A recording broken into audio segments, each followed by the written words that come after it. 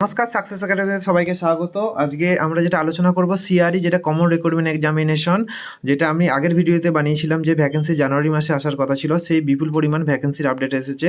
অর্থাৎ যেটা দিল্লি এমসের পক্ষ থেকে এক্সাম নিয়ে আছে, সমস্ত যতগুলো এমস আছে 20টার বেশি, যে আমাদের অল ইন্ডিয়া এমস আছে, সমস্ত কিছুর ভ্যাকেন্সি সঙ্গে এমসের সঙ্গে আমাদের ইএসআইসির ভ্যাকেন্সি, আইসিএমআর এর ভ্যাকেন্সি এবং সেন্ট্রাল গভর্নমেন্টের যতগুলো অটোনোমাস ইনস্টিটিউশন আছে সমস্ত কিছুর ভ্যাকেন্সি একসঙ্গে, ভ্যাকেন্সি 3000+ ভ্যাকেন্সি একসঙ্গে এসেছে। তো 3000 ভ্যাকেন্সি কী কী আছে, যেমন হচ্ছে নার্সিং আছে, নার্সিংয়ের সিনিয়র নার্সিং অফিসারের ভ্যাকেন্সি আছে। সেখানে আমাদের lab technician, lab technical assistant, lab attendant, medical lab technologist এবং যারা আছে রেডিওগ্রাফার আছেন, রেডিওগ্রাফারের ভ্যাকেন্সি আছে। ফার্মাসিস্টদের ভ্যাকেন্সি আছে। ফার্মাসিস্টদের সঙ্গে সঙ্গে সমস্ত কিছু যারা অ্যালার্ট হেলথ প্রফেশনের আছে, যারা হচ্ছে ফিজিওথেরাপি আছেন, যারা ওটি আছেন, যারা ওটি টেকনিশিয়ানের ভ্যাকেন্সি, সমস্ত কিছু ভ্যাকেন্সি আছে। ডায়েটিশিয়ানের ভ্যাকেন্সি আছে।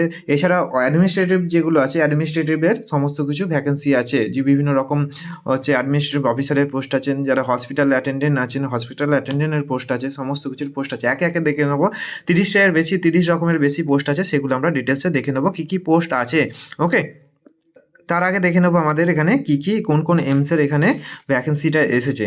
তো এখানে প্রথমে ফার্স্ট দেখে নেবো এমস। এখানে ভাতিন্ডা আছে, ভাতিন্ডার পর হচ্ছে আমাদের এমস হচ্ছে যে ভোপাল আছে, এমস ভোপালের পর হচ্ছে এমস বিবিনগর আছে, এমস বিলাসপুর আছে, এমস গোরক্ষপুর আছে, এমস দেওঘর আছে, এমস গুয়াহাটি আছে, এমস যোধপুর আছে, এমস কল্যাণী আছে, এমস নিউ দিল্লি আছে, সমস্ত কিছুর ভ্যাকেন্সি আছে। এছাড়া এমস মঙ্গলাগিরি আছে, এমস মঙ্গলাগিরির পর এমস নাগপুর আছে, এমস পাটনা আছে।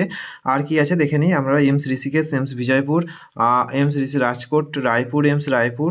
এছাড়া আছে ইএসআইসি যেটা বলছিলাম, রিমসের ভ্যাকেন্সি আছে, রিমসের ভ্যাকেন্সি। আর রুরাল হেলথ যেটা আছে কেয়ার, আরএইচটিসি।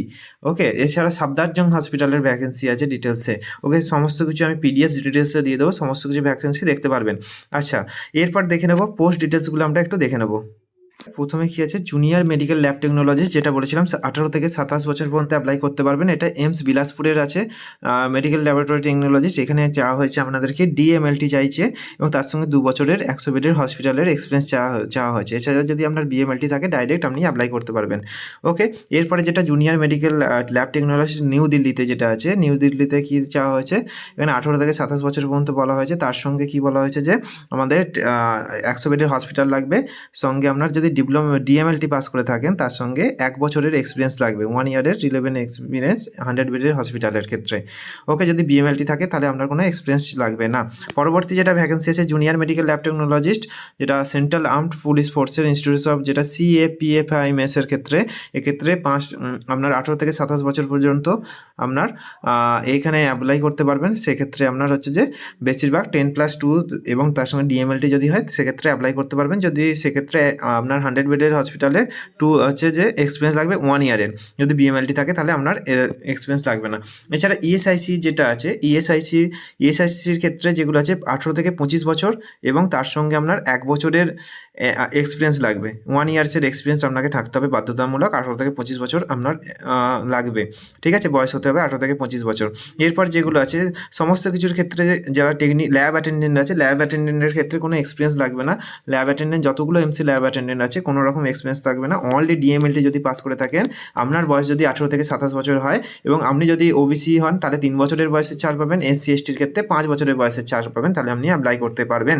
যারা ল্যাব টেকনিশিয়ান পোস্টের জন্য অ্যাপ্লাই করতে চাচ্ছেন, ল্যাব টেকনিশিয়ানের ক্ষেত্রেও কোনো রকম এক্সপিরিয়েন্স লাগবে না। 21 থেকে 30 বছরের পর্যন্ত বয়স হলেই আপনি অ্যাপ্লাই করতে পারবেন। এক্ষেত্রেও ডিএমএলটি অনলি থাকলে অ্যাপ্লাই করতে পারবেন। যারা বিএমএলটি আছে তারাও অ্যাপ্লাই করতে পারবেন। আচ্ছা, ল্যাবরেটরি অ্যাসিস্ট্যান্টের ক্ষেত্রে দেখে নেব। ল্যাবরেটরি অ্যাসিস্ট্যান্টের ক্ষেত্রে এখানে হচ্ছে ম্যাট্রিকুলেশন পাস করতে হবে আর তার সঙ্গে আপনার 1 ইয়ারের হচ্ছে যে আপনার এক্সপিরিয়েন্স লাগবে, তাহলেই আপনি অ্যাপ্লাই করতে পারবেন।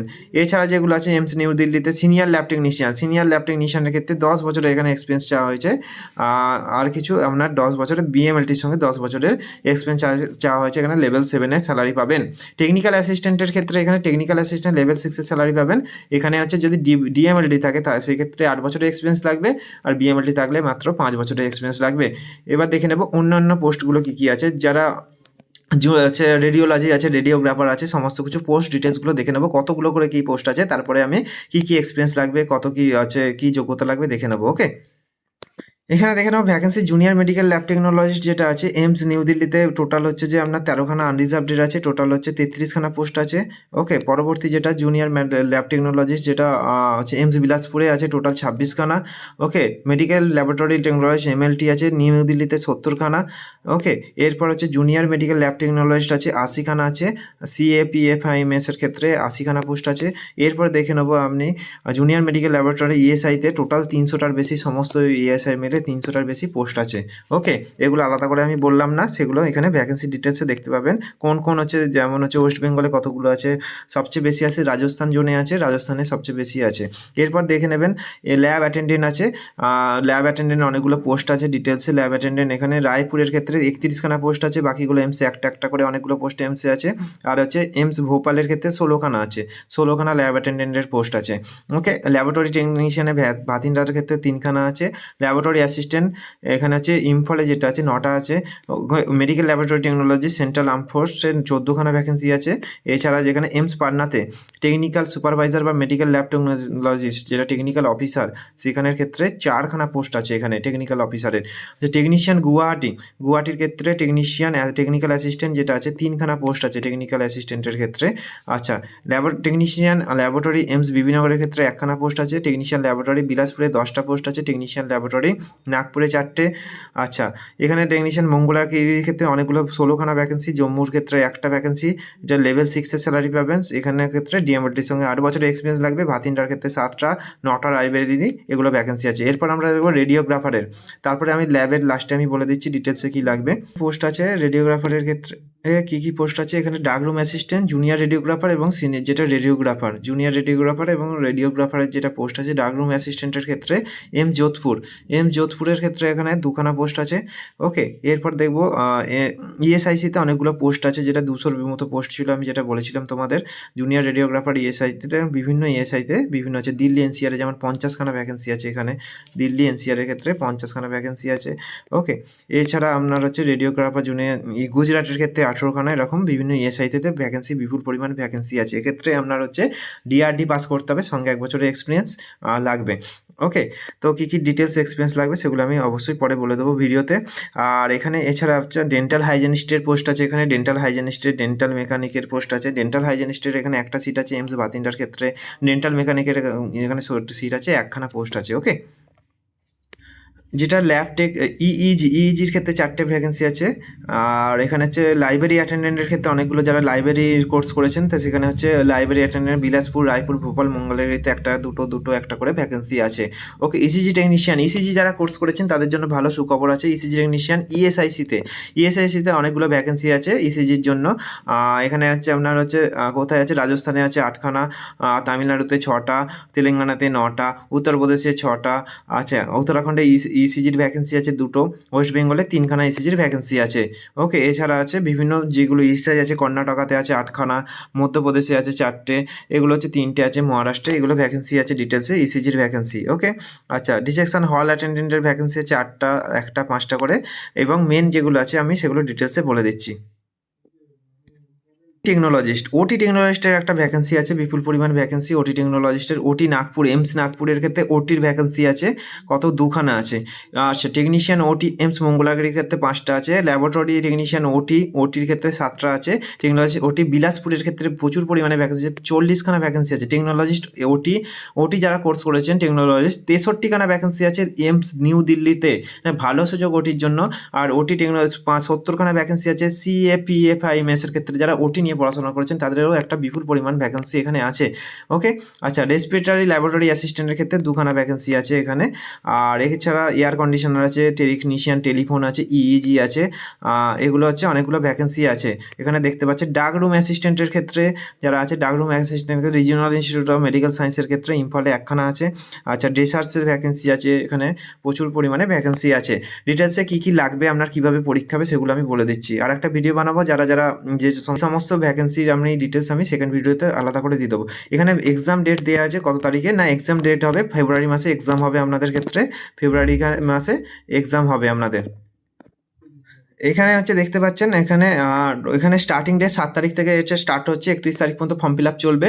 11 তারিখ আর আপনার হচ্ছে 12 থেকে 14 তারিখ পর্যন্ত আপনি যদি কোনো ভুল থাকে সিআরই সেটা আপনি ফর্ম ফিল আপে সেক্ষেত্রে আপনি এটা ঠিকঠাক করতে পারবেন ফর্মটা। আর অ্যাডমিট কার্ড তারপরে ইস্যু হবে এবং 26 তারিখ থেকে 28 তারিখের মধ্যে আপনার এক্সাম ডেট পড়বে। 26শে ফেব্রুয়ারি থেকে 28শে ফেব্রুয়ারির মধ্যে আপনার এক্সাম ডেট পড়বে, আপনি এক্সাম দিতে পারবেন। ওকে, দেন আপনার কি হচ্ছে তারপরে কিছুদিন পরে 7 থেকে 14 দিনের মধ্যে রেজাল্ট আউট হবে, সেটা হচ্ছে, এবং রিক্রুটমেন্ট প্রসেস খুবই 2 মাসের মধ্যে পুরো কমপ্লিট হয়ে যাবে, এটা হচ্ছে সবচেয়ে ভালো। এবং এর যে অনলাইন ওয়েবসাইট কি আছে সেটা আপনি দেখে নিন। গুগলের ওয়েবসাইটে যাবেন, এখানে emsexam.ac.in এই ওয়েবসাইটে যাবেন বা সিআরই এমস বলে সার্চ করবেন, যেটা সামনে আসবে সেটা দেখতে পাবেন। এখানে কমন রিক্রুটমেন্ট এক্সামিনেশন, এখানে দেখতে পারবেন group A be free post, এবং এখানে ক্লিক করলে আপনি ডিটেলস আপনি নোটিফিকেশান দেখবেন। এখান থেকে ডিটেলস আপনি এখান থেকে অ্যাপ্লাই করতে পারবেন, এবং কিভাবে অ্যাপ্লাই করতে হয়, কী কী ডকুমেন্টস লাগছে আমি একটা ভিডিওতে সামনে দিয়ে দেবো। আর এখানে এক্সাম প্যাটার্ন কী হবে, এক্সাম প্যাটার্ন এবারে যেটা হয়েছে সেটা দেখে নিই, কী কত নাম্বারে কী এক্সাম থাকবে। হচ্ছে কত নাম্বারের এক্সাম হবে, এখানে এক্সাম লেখা আছে 100 মার্কসের এক্সাম হবে, এবং 100 মার্কসের এক্সাম কত নাম্বার না 400 মার্কস। এখানে 400 নাম্বার থাকবে 100 মার্কসের। ওকে, 100 মার্কসের এমসিকিউ মানে টোটাল 400 মার্কসের হবে। 100টা আপনার এমসিকিউ থাকবে, 400 মার্কসের হবে, এবং টোটাল 25 নাম্বার থাকবে জেনারেল নলেজ অ্যাপটিটিউডের, এবং 75 নাম্বার আপনার যেটা আছে রেসপেক্টিভ ডোমেন, অর্থাৎ যারা যে সাবজেক্ট থেকে যাচ্ছেন ফার্মাসিস্ট থেকে কোশ্চেন আসবে, আর ল্যাব যারা আছেন ল্যাবের থেকে কোশ্চেন আসবে, রেডিওলজি থেকে 75 নম্বরে কোশ্চেন আসবে। এবং এখানে ভাগ করা দিয়েছে 5টা সেকশনে, 5 সেকশন থাকবে, 18 মিনিট করে ডিউরেশন দেওয়া হবে। ওকে, এবং সেই পার্টিকুলার গ্রুপটাকে 18 মিনিটেই আপনাকে কমপ্লিট করতে হবে, এবং এইভাবে 5টা করে টোটাল ভাগ করা হবে 18 নম্বর প্রত্যেকটা গ্রুপ। এবং আপনার এই যে 5টা গ্রুপ 18 মিনিট করেই থাকবে। ওকে, এই 18 মিনিট কমপ্লিট হওয়ার পর একটা গ্রুপ চলে যাবে, এবং পরের 18 মিনিট কমপ্লিট হওয়ার পর একটা গ্রুপ আপনি আর দিতে পারবেন না। এরকমভাবে টোটাল 5টা গ্রুপে আপনার এক্সাম হবে, টোটাল 90 মিনিট সময়, 100টা নাম্বারকে 100টা এমসিকিউ কমপ্লিট করতে হবে। ওকে, এইভাবে 20টা কোশ্চেনের সময় আপনার 18 মিনিট, 20টা কোশ্চেনের সময় আপনার 18 মিনিট দেওয়া হবে। ওকে, এইভাবে করতে হবে। এবং মোর ডিটেলসের জন্য আপনার হচ্ছে যে অবশ্যই চ্যানেলকে ফলো করবেন। আর যেটা আপনার হচ্ছে যারা প্রিপারেশন নিতে চাইছো এমএলটি, যারা ল্যাব টেকনোলজির জন্য প্রিপারেশন নিতে চাইছো, ডেসক্রিপশনে দেওয়া ফোন নাম্বারে কন্ট্যাক্ট করুন, এবং আমাদের প্রিপারেশন ব্যাচ চলছে, সেখানে গিয়ে কন্ট্যাক্ট করে আমাদের প্রিপারেশন ব্যাচে নিতে পারেন সিআরই এমসের জন্য। ওকে।